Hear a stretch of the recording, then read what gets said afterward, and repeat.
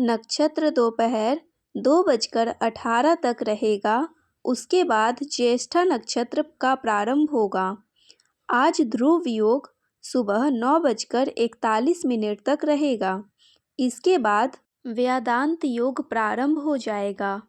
आज रविवार होने के कारण रवि प्रदोष व्रत का विशेष संयोग बन रहा है, जो भगवान शिव की कृपा प्राप्त करने के लिए अत्यंत फलदायी माना जाता है। आज ब्रह्म मुहूर्त सुबह 5:45 से लेके 6:36 तक रहेगा।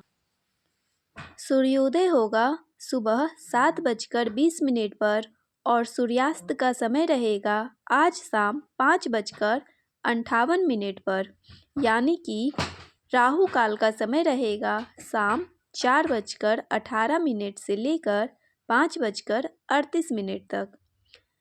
और दोस्तों, हम प्रतिदिन की तरह आज भी आपको सुनाने वाले हैं सीता नितनेम की पावन कथा। इसके बाद हम माघ मास के महात्म्य का 14वां अध्याय श्रवण करेंगे। तो आइए दोस्तों, सीता माता के नितनेम की कहानी सुनते हैं। क्योंकि हमारे ऐसे बहुत सारे श्रोता हैं जो प्रतिदिन नितनेम की कथा सुनने आ रहे हैं। इस कहानी को सीता माता कहती थी और प्रभु श्री राम सुना करते थे। एक दिन श्री राम भगवान को किसी काम के लिए बाहर जाना पड़ा, तो सीता माता कहने लगी, भगवान, मेरा तो 12 वर्ष का नितनेम है। अब आप बाहर जाएंगे तो मैं अपनी कहानी किसे सुनाऊंगी। तब श्री राम ने कहा कि सीते, आप कुएं की पाल पर जाकर बैठ जाना और वहाँ पर जो भी औरत पानी भरने आएंगी उन्हें अपनी कहानी सुना दिया करना।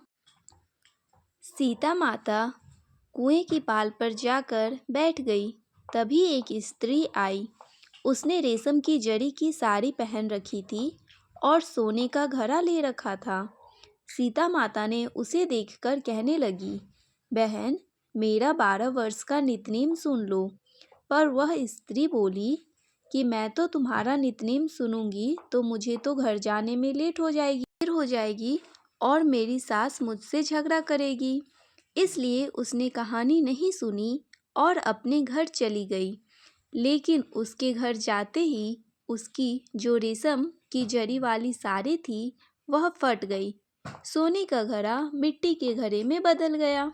सासू ने देखा तो पूछा, अरे बहू, यह किसका दोष अपने सिर लेकर आ गई हो। बहू बोली, माँ जी, कुएं पर एक औरत बैठी थी। उसने अपनी कहानी सुनने के लिए कहा, लेकिन मैंने नहीं सुनी। शायद उसी का यह फल मुझे मिला है। बहू की यह बात सुनकर अगले दिन वही साड़ी और वही घड़ा लेकर सास कुएं की पाल पर गई। सास को वहीं पर सीता माता बैठी हुई मिली, तो माता सीता ने कहा, बहन, मेरी कहानी सुन लीजिए। सासू बोली, एक बार छोड़, मैं तो 4 बार कहानी सुन लूँगी। तब सीता माता बोली, राम आए, लक्ष्मण आए, देश के पुजारी आए, नितनेम का नेम लाए। आओ राम, बैठो राम, तपी रसोई जीमो राम, माखन मिश्री खाओ राम, दूध बतासा पियो राम, सुत के पल को मोठो राम, राम दुसाला पोठो राम, साल दुसाला पोठो राम। जब बोलूँ राम ही राम, राम सवारे सबके काम।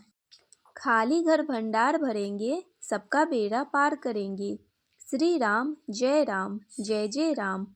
सासू बोली, बहन, कहानी तो बहुत अच्छी लगी। फिर कहानी सुनकर सासू घर चली गई और उसकी साड़ी फिर से रेशम जरी वाली बन गई। मिट्टी का घड़ा फिर से वापस से सोने का घड़ा में बदल गया। बहू ने देखा तो कहने लगी, सासू माँ, आपने यह सब कैसे किया। सासू बोली, बहू, तू दोष लगाकर आई थी और मैं अब दोष उतार कर आ रही हूँ।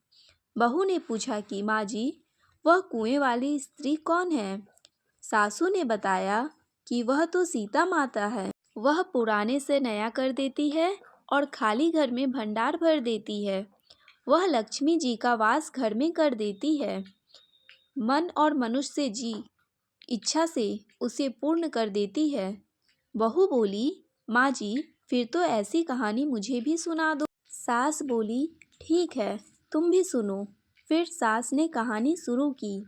राम आए लक्ष्मण आए, देश के पुजारी आए, नित नेम का नेम लाए। आओ राम बैठो राम, तपी रसोई जीमो राम। माखन मिश्री खाओ राम, दूध बतासा पियो राम। सुत के फल का मोठो राम, साल दुसाला पोठो राम, साल दुसाला ओढ़ो राम। जब बोलो राम ही राम, राम सवारे सबके काम। खाली घर भंडार भरेंगे, सबका बेड़ा पार करेंगे। बोलो श्री राम जय जय राम। कहानी सुनकर बहू बोली, माँ जी, कहानी तो बहुत अच्छी है। सासू ने कहा, ठीक है, आज से हम इस कहानी को रोज किया करेंगे। अब सास बहू रोज सवेरे नहाती धोती और पूजा करने के बाद नित्य की सीता माता की कहानी कहती।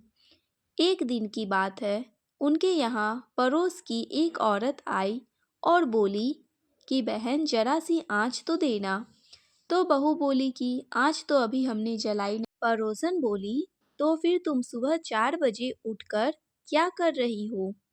तो उन्होंने कहा कि हम तो सुबह सुबह उठकर पूजा करते हैं, फिर सीता माता की नित्य की कहानी कहते हैं। पड़ोसन की उनकी बात सुनकर फिर कहा, माता सीता की कहानी कहने से तुम्हें क्या मिला? तब वे दोनों बोली, सीता माता की कहानी कहने से घर में भंडार भर जाते हैं, सारे काम पूर्ण हो जाते हैं, मन की इच्छाएं पूरी होती है। पड़ोसन ने कहा, अगर ऐसा है तब तो फिर मुझे भी यह कहानी सुना दो। तब बहू बोली कि ठीक है, तुम भी यह कहानी सुन लो। राम आए लक्ष्मण आए, देश के पुजारी आए, नित नेम का नेम लाए।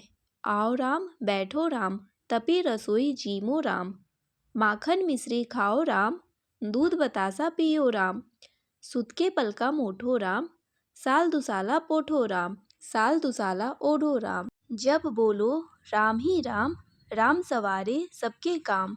खाली घर भंडार भरेंगे, सबका बेड़ा पार करेंगे। श्री राम जय जय राम। पड़ोसन ने कहा, इस कहानी को सुनना। तो कहने लगी, बहन कहानी तो बहुत अच्छी लगी। अब वह पड़ोसन भी नित्य सीता माता की कहानी सुनती। कहानी कहने से सीता माता ने पड़ोसन के भी धन के भंडार भर दिए। देखते ही देखते अब तो पूरे मोहल्ले में नित्य की कथा चल पड़ी और हर किसी के मनोकामना पूर्ण होने लगी। हे सीता माता, जैसे आपने उन सभी के भंडार भरे, वैसे भी हमारे भी भंडार भरना। कहानी कहने वाले, सुनने वाले और हुंकार भरने वाले सबके भरना। सभी प्रेम से बोलिए सीता माता की जय। श्री सूर्य चालीसा दोहा श्री रवि हरत हो, घोर तुम अग्नित किरण पसारी। वंदन कर तब चरण में अर्ज देव जलधारी। संकल्प सृष्टि के स्वामी हो, सचराचर के नाथ। निस्दिन हो तुमसे ही होवत संध्या प्रभात चौपाई। जय भगवान सूर्य तपहाई, जय खगेश बिन करो शुभकारी। तुम हो सृष्टि के नेत्र स्वरूपा, त्रिगुणधारी त्रिवेद स्वरूपा। तुम ही कर्ता पालक संहारक, भुवक चतुर्दश के संचालक। सुंदर बदन चतुर्भुजा, रसम रक्ष तुम गगन बिहारी। चक्र शंकर श्वेत कमल धरवर, मुद्रा सोहत छोटे कर शीस। मुकुट कुंडल गलमाला, चारु तिलक तब पाल। विशाला शश्वरथ अति द्रुत गामी, अरुण आरती गति अविरामी। भक्त वर्णा भूषण धारक, अति प्रिय होत तो लाल पदारथ। सर्वात्मा कहे तुम्हें ऋग्वेदा मित्र कहे, तुमको सब वेदा पंचदेव में पूजा जाते। मन वांछा चित फल साधक पाते, द्वादश नाम जाप। उद्धारक रोग शोभ, अरु कष्ट विनारक वास। माँ सती तब ध्यान लगायो, दानवीर शतकन सो पायो। राजा युधिष्ठिर तब सब जग गायो, अक्षय पात्र वो वन में पायो। अस्त्र त्याग अर्जुन उपकारे, बनादित्य हृदय से सयोजी। विंध्याचल तब मार्ग में आयो, हाहाकार तिमिर से छायो। मुनि अगस्त गिरि गर्भ मिटायो, निज टक बल से नवायो। मुनि अगस्त्य तब महिमा गाई, तुम्ही रे भय विजय रघुराई।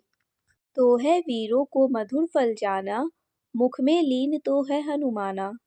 तब नंदन सनिदेव कहावे, पवन के सूत सनि तीर मिटावे। यज व्रत सुति ती